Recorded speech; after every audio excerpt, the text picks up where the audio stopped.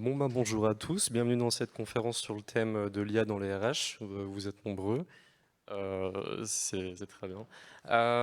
Aujourd'hui, je vais laisser la parole à Mohamed Zagou de Cegid et à Bruno Catto qui nous vient de Lucas, qui vont vous parler pendant 45 minutes de ce sujet, de l'IA dans les RH, qui est très intéressant pour vous. Donc, je laisse la parole et bonne conférence. Alors avant de commencer, on va juste introduire un petit peu, mais c'est vrai que l'IA, ça fait beaucoup parler en ce moment, on en entend parler à tout va. Et on a beaucoup de questions de la part de clients de concrètement, en fait, l'IA, qu'est-ce que ça va changer? Concrètement, dans nos applications, qu'est-ce qui va se passer? Quelles sont les solutions, les cas d'usage? Et on voulait aujourd'hui vous donner un petit peu de hauteur de vue et puis aussi vous donner la vision des éditeurs avec lesquels on travaille, tout simplement, pour que vous puissiez voir concrètement comment eux imaginent l'IA demain dans vos métiers et quels sont les cas d'usage qu'on peut déjà imaginer au travers des solutions, soit Cegid ou Lucas. Donc pour commencer, je pense, Mohamed, est-ce que toi, tu peux nous donner ta vision de l'IA en tant qu'éditeur et de l'impact que ça aura sur les services payés RH? Alors, bonjour à toutes et à tous déjà. C'est sympa de s'introduire. Donc, je suis directeur du product marketing chez Cegid. J'ai travaillé quasi l'intégralité de ma carrière dans le monde du SIRH en Europe et en Amérique du Nord. Donc, ma vision sur l'IA, elle est plutôt simple. L'IA, c'est un moyen et c'est pas forcément une fin en soi. Faut voir l'IA comme une opportunité justement d'améliorer les fonctionnalités du SIRH en général.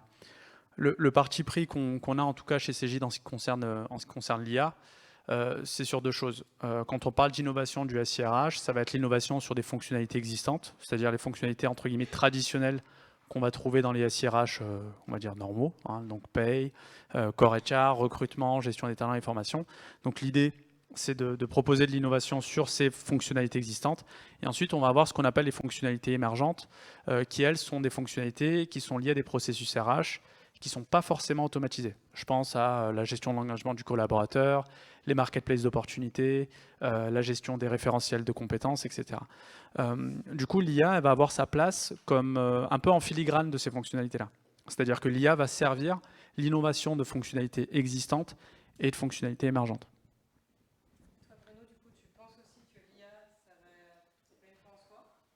Alors effectivement, on a une approche assez similaire. Donc moi je suis Bruno Catto, je suis directeur technique chez Lucas. Donc on est éditeur SIRH, certains utilisent nos solutions.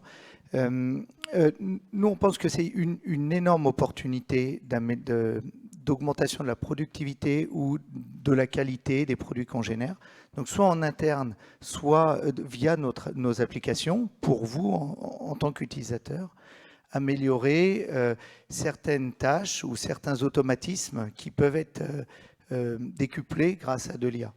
Par contre, on a une approche très ingénieure de l'IA, c'est-à-dire qu'on consomme de l'IA et on ne pense pas que la mission de Lucas, ce soit de faire de la recherche. Donc on laisse cette activité de l'IA qui est très difficile, qui est très pointue, à des grands acteurs, soit du domaine de la recherche, soit les grands acteurs comme Google, Facebook et compagnie. Et nous, on exploite de l'IA, soit déconnecté dans certains cas même, pour améliorer le quotidien. Donc, pour vous donner 2-3 exemples, en interne, on utilise des moteurs d'IA pour aider les gens à écrire sans faute, par exemple, ou de façon synthétique, ou améliorer le style, ou faire des synthèses de grands documents. Et puis, dans nos solutions, on a des utilisations pour, par exemple, faciliter la traduction pour des sociétés multilangues qui utilisent, par exemple, Poply Engagement. La personne initialise les questions dans sa langue natale et ensuite, ces questions sont traduites dans les différentes langues de l'entreprise. Donc, voilà des usages qui sont assez simples hein, et qui vont pas créer de polémique. L'aide de l'IA sur de la traduction, c'est quelque chose qui est un non-débat. Donc désolé.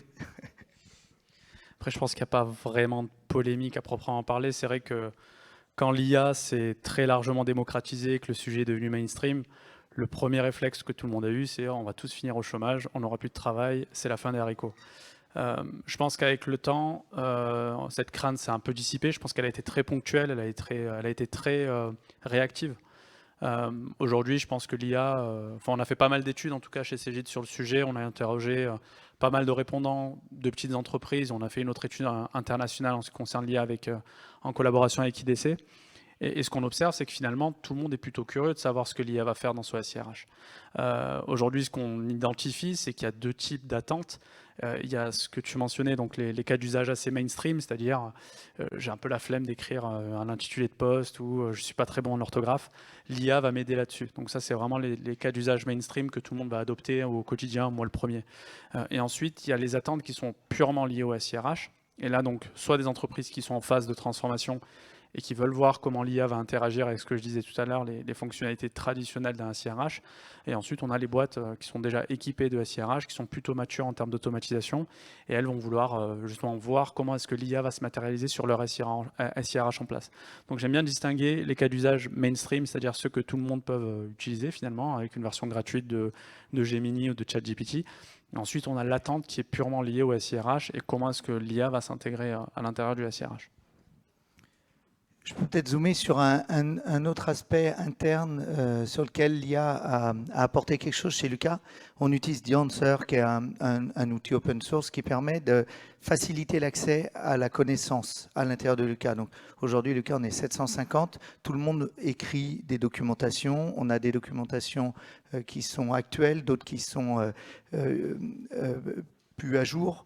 Et donc, cet outil-là, ça s'appelle un RAG, c'est un outil qui cumule à la fois la base de données de connaissances et à la fois un LLM, c'est-à-dire l'équivalent d'un chat GPT. Et du coup, quand on pose une question en interne, quelle est la politique de congé chez Lucas, par exemple, ou est-ce que tel jour est férié, ou etc. On a une réponse formulée avec une liste des sources utilisées. Et donc cette approche qui permet de contrôler ce qui a été généré de façon très synthétique et ensuite aller vérifier ou aller consulter l'information à sa source pour, par exemple, demander une correction dans certains cas, on a trouvé ça très, très pratique et très efficace.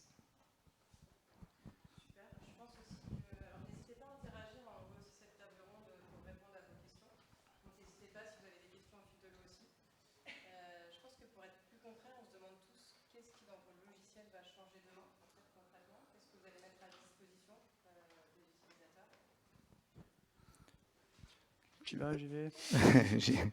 J'y vais. En fait, on confond des fois, parfois on confond algorithmie et IA.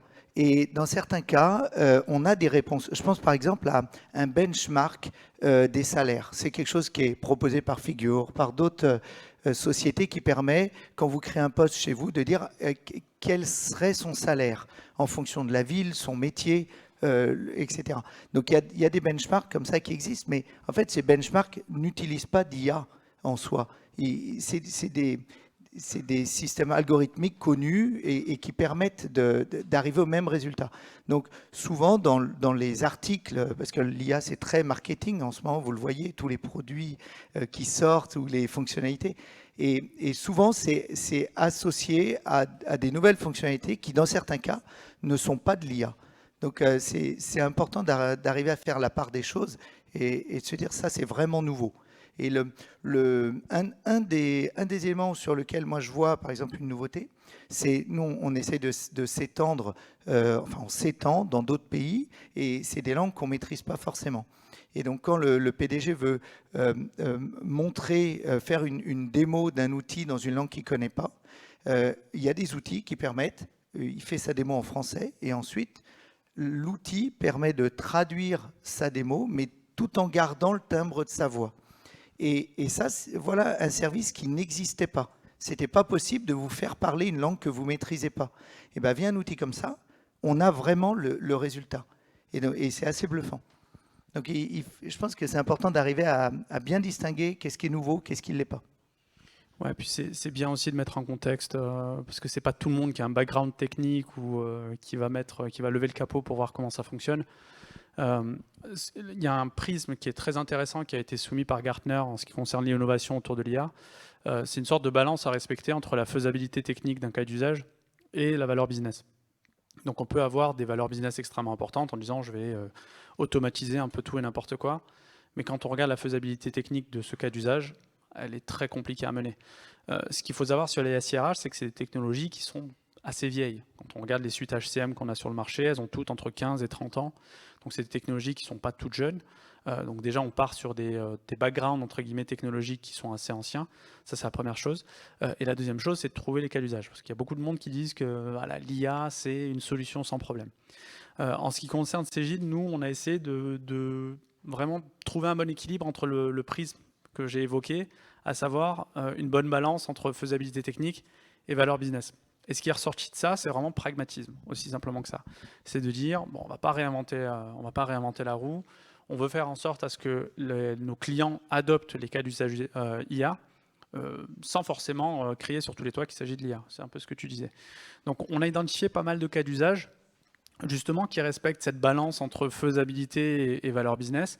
Les premiers qu'on a identifiés, c'est autour de la gestion de la paye. Donc la gestion de la paye, c'est pas forcément le sujet le plus funky nécessairement quand on parle d'IA. Par contre, on a identifié des cas d'usage qui peuvent être intéressants, comme par exemple la gestion des saisies de variables. Donc on est en train de travailler à justement utiliser une sorte de technologie OCR qui va alimenter un prompt et qui va automatiquement mettre en application dans la saisie de paye je ne sais pas, un congé maladie par exemple. Donc juste en important un papier CERFA, la machine va identifier ce qui est indiqué sur le papier CERFA et appliquer le résultat en paye. Ça peut être aussi des contrôles de DSN. Donc ça, c'est vraiment le cas d'usage principal. C'est la fameuse épée de Damoclès quand on parle de gestion de la paye, c'est la conformité et le contrôle de la donnée DSN. Ça peut être des cas d'usage intéressants qu'on est en train d'identifier. Sur la RH, par contre, il y a beaucoup plus d'opportunités parce que les suites SIRH, enfin les suites HCM en tout cas, sont quand même assez larges fonctionnellement. On a le core HR, on a le recrutement, on a la gestion des talents, on a la formation. Donc ce qu'on a fait, c'est qu'on a saucissonné un petit peu le tout et on a identifié des cas d'usage sur chacun des domaines fonctionnels. Sur le core HR, par exemple, le core HR a quand même la vertu de faire transiter énormément de données. Que le core HR soit en maître ou qu'il soit en esclave, il récupère énormément de données. Donc ce qu'on est en train de faire, c'est bâtir un data warehouse, c'est-à-dire une sorte de, on peut l'imaginer comme un gros bac de données, avec une sorte de police aux frontières qui va auditer la donnée pour s'assurer qu'une fois que le data warehouse est alimenté, la donnée est propre et elle est conforme. Et ensuite, l'IA va aller piocher dans ce data warehouse pour mettre en place des saisies de requêtes. Donc un peu comme il l'expliquait, un petit LLM qui va permettre de faire des requêtes. Donc j'aimerais avoir les données de rémunération de monsieur ou madame machin chouette. Et ensuite, on peut deep diver dans les données. On peut aller chercher toutes les données, entre guillemets, qui sont générées par le core HR via un prompt. Donc ça va être des cas d'usage plus pour le core HR. Ouais. Pardon. Deep diver, c'est aller en profondeur. Prompt, c'est ChatGPT, quoi. C'est l'interface de ChatGPT, donc c'est on va dire une petite boîte de texte sur lesquelles on émet des requêtes. Donc on tape dedans et ça nous sort des trucs, en gros. Voilà, en fait, c'était ma définition du prompt. Une intelligence artificielle, son interface, c'est pas de prendre du code, c'est de prendre quelque part du texte qui ressemble à du texte d'humain. Donc on se retrouve moi je l'utilise au quotidien, on se retrouve à quasi humaniser cette IA, parce qu'on lui demande, moi je me suis surpris à lui dire merci, après qu'il m'ait répondu par exemple. Donc un prompt, c'est vraiment ça, c'est la formulation de sa question, mais c'est pas une question select, étoile, from, machin, c'est donne-moi un tableau qui résume les différents placements SRH, etc. Donc c'est assez intéressant. Alors, j'ai pas d'exemple visuel là, je pense pas. Mais je peux vous en donner un, par exemple. Chez Lucas, on utilise Populi Entretien, c'est notre soft, mais on l'utilise en interne. Et donc, tous les 3 mois, on fait une campagne d'entretien, donc les entretiens classiques que vous gérez, soit en tant que manager, soit en tant que manager. Et au moment de cet entretien, on établit des objectifs. Les objectifs pour le trimestre d'après. Et on essaye qu'ils soient smart. Donc un objectif smart, je pense que tout le monde voit, c'est qu'il soit objectif, clair, daté, mesurable, etc. Et ben, avec ChatGPT, on peut faire ce qu'on appelle un bot, c'est-à-dire comme une sorte d'automatisme, en lui disant challenge, soit critique sur les objectifs, en disant c'est quoi les règles du jeu d'un objectif smart, Voilà ce qu'il faut mesurer, voilà ce qu'il faut. Et du coup, aujourd'hui, on a ça en interne. Et au moment de la campagne des entretiens, on peut poser l'entretien qu'on compte, poser l'objectif qu'on compte mettre pour la personne. Et le bot nous conseille des axes d'amélioration. Donc, par exemple, telle étape de l'objectif n'est pas datée. Et il nous propose une reformulation. Et c'est assez efficace. Donc, c'est des choses très ciblées pour répondre à la question. Pour revenir justement à cette notion d'efficacité, j'ai des cas d'usage, enfin je peux montrer des trucs mais je les ai pas ramenés avec moi, donc c'est un peu le problème. Mais si vous voulez, si vous descendez au kiosque Cegid, je peux rapidement vous montrer à peu près à quoi ça ressemble. Mais effectivement, l'idée c'est vraiment d'aller sur cette notion de productivité. Un autre cas d'usage au-delà du core HR qui lui pour le coup a une faisabilité un peu plus laborieuse parce qu'il faut monter un data warehouse, etc. On a des cas d'usage ultra intéressants sur les campagnes d'entretien obligatoires. On sait que les entretiens obligatoires, que ce soit pour le manager ou le collaborateur, c'est un peu un formulaire à remplir. La valeur RH du truc, c'est un peu dénaturé parce que ça reste une manœuvre administrative, en tout cas perçue comme telle par le manager et le collaborateur. Là où l'IA va être intéressante, c'est qu'elle va faire deux choses. On peut importer des sortes de guidelines, des directives, pardon, j'arrête avec les anglicismes, des directives dans le formulaire. Donc par exemple, si on veut mettre des directives éthiques, si on veut mettre des objectifs d'entreprise, etc. Donc ça va permettre de cadrer la conversation lors de l'entretien de développement, de compétences, de charges, etc. Ça c'est la première chose. Il y aura également des possibilités de traduire. Si on a des collaborateurs à l'étranger, qu'on ne maîtrise pas forcément très bien la langue du collaborateur, on peut traduire ce qui sera rempli dans le formulaire directement dans le formulaire d'entretien. Et enfin, le truc que je trouve plutôt cool, parce que moi en tant que manager c'est quand même pratique, parce que c'est vrai que des fois on a un peu le syndrome de la feuille blanche, on ne sait pas trop ce qu'on va raconter, etc. On va installer sur le module de performance et d'entretien un système de reconnaissance vocale. Et en fait, ce qui va être fait, ça va être un petit bouton enregistré. Et plutôt que de remplir l'entretien, enfin le formulaire, on s'adresse à la machine. On explique, moi, mon collaborateur, il doit se développer sur tel aspect, il a performé sur telle chose, il a moins performé sur une autre. Et l'IA va récupérer le texte, récupérer l'enregistrement et le retranscrire directement dans le formulaire.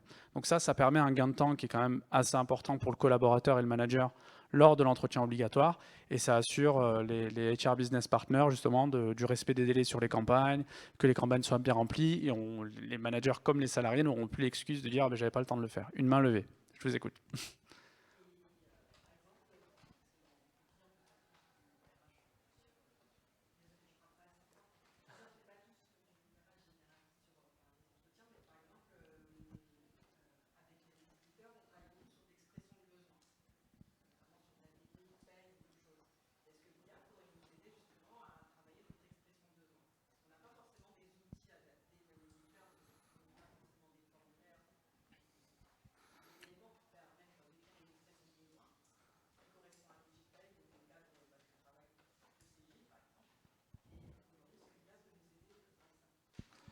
Moi, je dirais qu'il ne faut pas voir l'IA comme un remplacement de votre connaissance. Ce que vous voulez, vous le savez, l'IA ne va pas le deviner. Par contre, elle peut vous aider à réfléchir. Je reprends le syndrome de la feuille blanche. Moi, je l'utilise beaucoup. L'IA a été entraînée avec tout Internet. Donc, l'expression des besoins sur un système d'export pay, etc., elle en a déjà vu 10 000, même dans d'autres langues. Et donc, le fait de lui demander c'est quoi les axes de réflexion pour générer un export pay, c'est quels sont les critères, etc. Ça donne des pistes, mais ça ne va pas vous inventer ce que vous voulez. Ce que vous voulez, c'est vous qui le savez. Donc, dans ce cas-là, exprimez votre besoin avec vos mots et dites j'aimerais un appel d'offres, j'aimerais une expression de besoin aux normes de telle norme. Et là, c'est très fort, puisque ça ne vous invente pas des données, mais ça les structure dans des systèmes qui existent déjà. L'IA générative, il faut vraiment la voir comme une technologie qu'il faut absolument alimenter. C'est-à-dire qu'elle ne créera rien, elle ne peut pas créer quoi que ce soit à partir du rien. Et dans votre cas d'usage, à savoir l'expression de besoin, pour le coup, l'IA générative, effectivement, c'est quand même un bel outil. parce qu'on peut intégrer tout plein d'informations, pas forcément de manière structurée, et sur de simples requêtes, il va les organiser un petit peu comme vous le souhaitez. Nous, en interne, par exemple, dans mon équipe, on utilise ça dans le cadre des réponses au RFI. Donc on travaille avec beaucoup d'analystes, Gartner, Fosway, etc. Et les RFI, c'est l'un des trucs les plus horribles à faire. C'est 775 lignes sur un Excel qu'il faut remplir, où il nous pose toute une série de questions sur notre produit. Donc ce qu'on a fait, c'est qu'on a pris un prompt interne, enfin une interface interne, je vais arrêter d'utiliser le mot prompt, et on l'a alimenté avec toute la documentation technique de notre produit. Donc on l'a alimenté avec toute la doc qu'on peut avoir sur le produit. Et ensuite, tout ce qu'il a fallu faire, c'est expliquer à l'interface, au chat GPT interne qu'on a chez Cegid, qu'on a appelé Missy, et on lui explique les conditions d'un RFI, c'est-à-dire que chaque réponse ne doit pas dépasser 200 mots, ne pas faire d'assumption, parce que l'IA a tendance à faire des conclusions qu'on ne lui a pas forcément demandé. Par exemple, si dans la documentation technique, on va dire que notre outil est personnalisable, vu qu'il est personnalisable, l'IA va assumer que même si le cas d'usage n'est pas rempli, vu que c'est personnalisable, potentiellement il peut le faire. Donc il va assumer des choses. Donc l'IA, ça peut être un peu dangereux dans le sens où il faut vraiment le cadrer. Il faut être très précis dans la manière dont on exprime son besoin. Et derrière, on a pu remplir le RFI à grands coups de copier-coller. Mais évidemment, il faut quand même lire pour s'assurer à ce que l'IA n'ait pas fait d'interprétation ou qu'il n'ait pas été un peu trop créatif. Donc sur ce type de cas d'usage-là, de génération de contenu, d'orchestrer le contenu, l'organiser, le structurer, effectivement, c'est quand même très très puissant.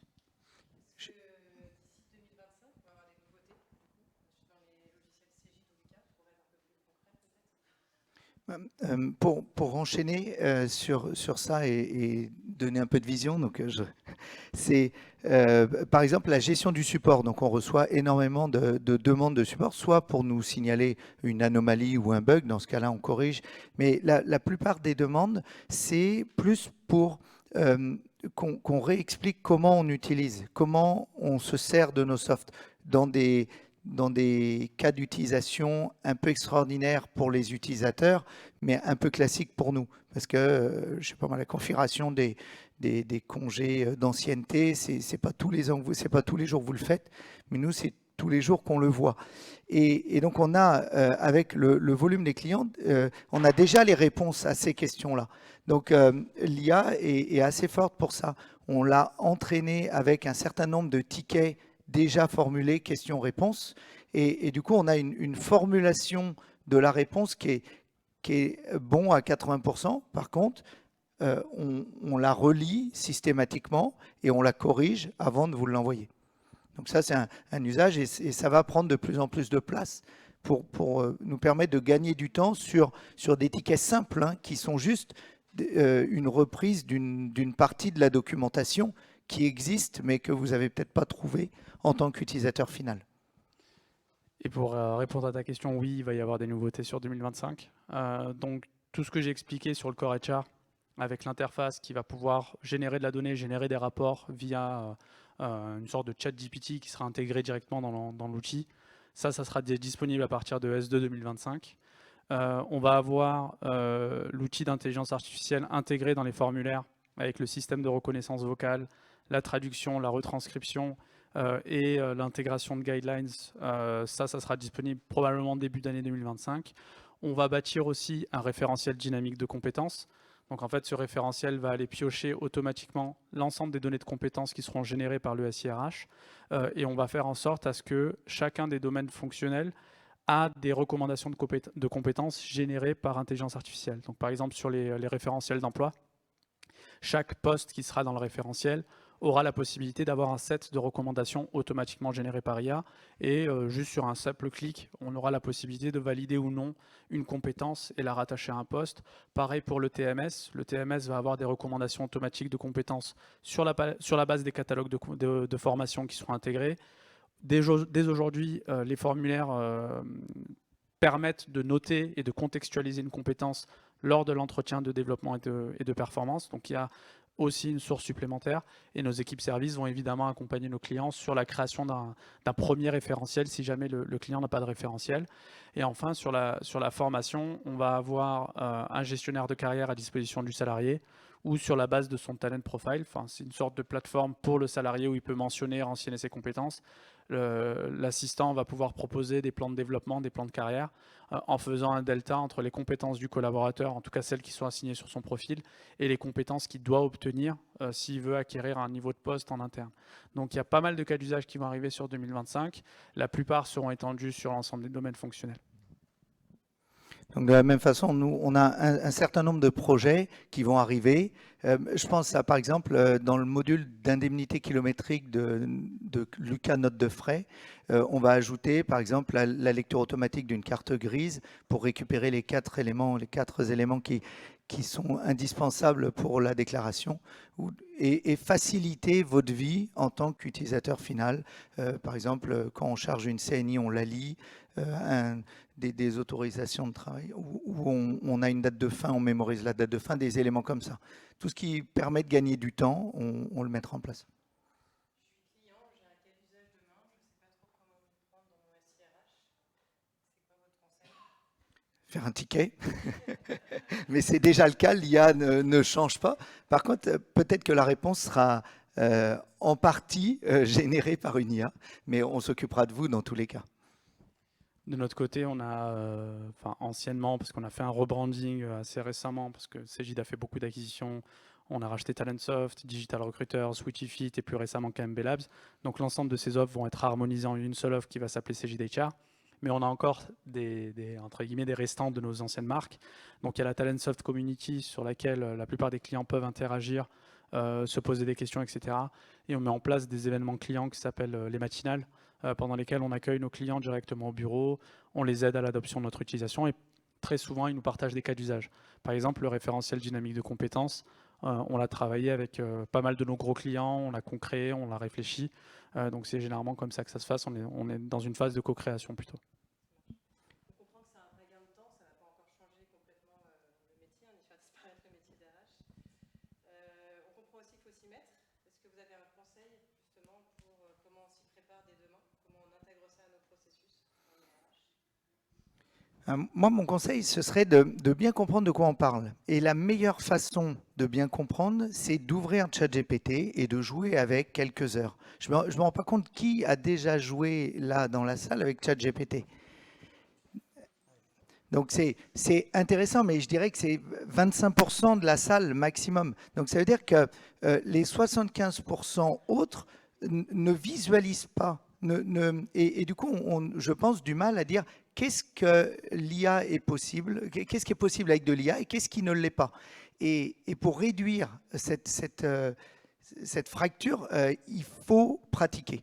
Et c'est gratuit, c'est très facile de jouer. Vous lui demandez de vous faire un poème, vous lui demandez d'organiser votre journée. Vous allez voir la puissance du système et aussi là où ça ne marche pas. Aujourd'hui, rien qu'une petite opération simple dans mathématiques, dans certains cas, il se plante, mais tout en disant qu'il a la bonne réponse. Donc ça permet d'initialiser votre perception des possibilités.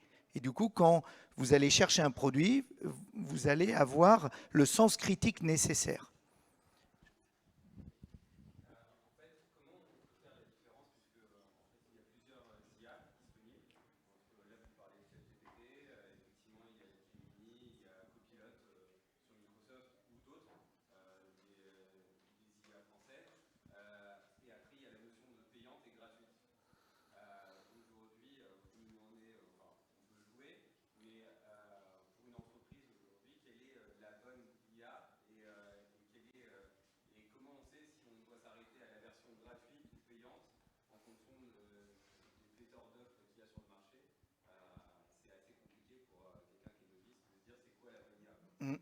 Eh ben, en fait, j'ai envie de répéter exactement la même chose, c'est-à-dire pour pouvoir faire le choix sur la bonne IA, il faut commencer par en utiliser une et affûter votre sens critique sur c'est quoi une IA, quitte à en tester une autre, ensuite voir quel est mon besoin, quel problème je veux résoudre, parce que la principale crainte, enfin la principale dérive, c'est de vouloir régler des problèmes qu'on n'a pas.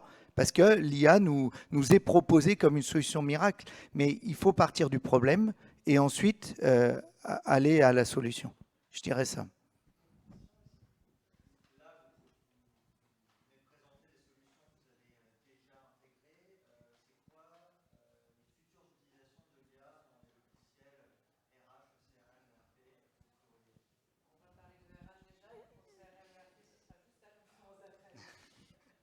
Sur la RH, c'est ceux que j'ai mentionnés, donc l'analytique sur le core HR, l'automatisation des entretiens obligatoires, la création d'un référentiel dynamique de compétences avec recommandation de compétences et collecte automatique des compétences, et un gestionnaire de carrière à disposition de collaborateurs pour des plans de développement et de formation.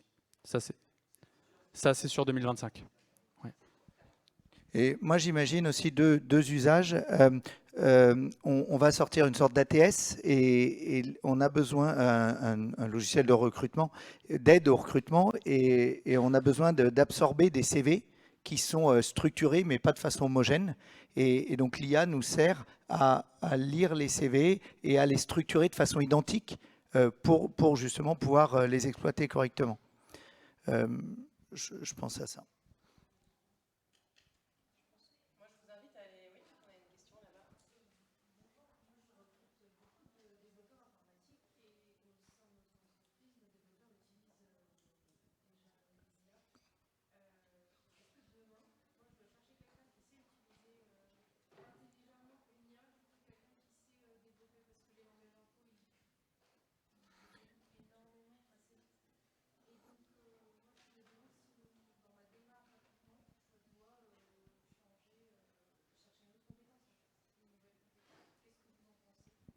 Alors, je peux répondre parce qu'on a plus de 100 devs aujourd'hui et on encourage à utiliser de l'IA. L'IA, c'est un assistant. C'est un assistant qui permet de corriger. Alors aujourd'hui, il permet de corriger des petites erreurs faciles ou dans le développement, il y a énormément de répétitions. Dès lors qu'on a fait, je ne sais pas moi, la vérification d'un nom, bon, bah, il y a la vérification du prénom, du mail, etc. C'est des éléments très proches. Et l'IA est très forte pour prendre ce qu'on a fait pour un élément et l'adapter pour plein d'éléments. Et donc là, c'est bluffant. Donc, pour répondre à votre question, un bon développeur utilise ou a déjà été voir ce que fait l'IA. Donc, il n'y a pas besoin de dire doit savoir utiliser GitHub Copilot. À la limite, c'est une question dans l'entretien. Est-ce que vous connaissez Copilot? Parce que s'il ne le connaît pas, c'est louche pour moi. Ouais, et pour faire le lien aussi avec une autre question qui était sur quel choix d'IA faire, faut faire attention qu'avec les versions gratuites, tout ce qui est mis dans l'IA deviendra public. Donc il y a aussi des questions de sécurité qui sont importantes. C'est-à-dire que si on fait des développements, on n'a pas envie d'avoir nos pages de code qui sont complètement publiques. Donc il y a aussi ce critère-là qui est extrêmement important en termes de confidentialité de la donnée et de sécurité. En tout cas dans le choix d'une IA. Moi, je vous invite à aller sur les stands de Cégide et de Lucas pour parler concrètement de vos cas d'usage RH, en fait, pour voir ce qui est possible, ce qui existe réellement. Mohamed a des petites choses à montrer, mais aussi chez Lucas, on a des choses qui arrivent. Et ça permet de mieux se rendre compte, en fait, en vrai, de ce que ça peut donner. Donc moi, je vous invite fortement à aller les voir sur leur stand, où ils vont pouvoir vous accompagner dans cette démarche. Merci à tous les deux, en tout cas. Merci beaucoup. Merci.